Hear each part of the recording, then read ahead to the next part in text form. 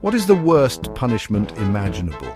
This question has haunted humanity for centuries. Is it the agonizing pain of torture, or the slow, suffocating grip of solitary confinement?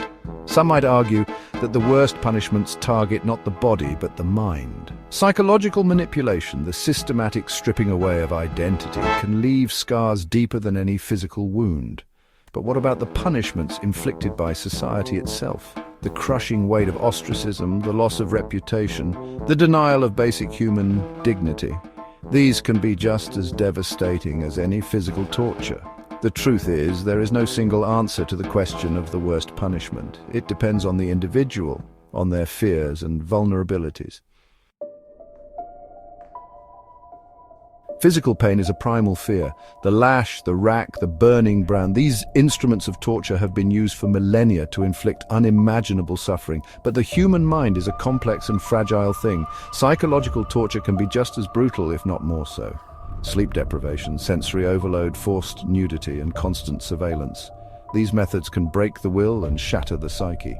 Imagine being held in a state of perpetual uncertainty, never knowing what horrors await you next. This is the insidious nature of psychological torture. It preys on our deepest fears and insecurities. The goal is not just to inflict pain, but to break the spirit, to leave the victim a hollow shell of their former self. Throughout history, societies have devised ingenious ways to punish those who transgress their norms. Public shaming, once a common form of punishment, sought to humiliate and ostracize offenders. From the stocks to the pillory, these punishments served as a stark reminder of the consequences of deviance. In the digital age, public shaming has taken on new forms. Social media has become a virtual town square where individuals can be shamed, harassed, and ostracized with astonishing speed and ferocity. A single misstep, a poorly worded tweet, can have devastating consequences, leading to job loss, social isolation, and even threats of violence. The digital age has also given rise to new forms of punishment, such as online shaming campaigns and cancel culture. Punishment, whether physical, psychological, or social, leaves its mark on both the individual and society as a whole. For the individual, the experience of punishment can be deeply traumatizing, leading to long-term physical and psychological harm.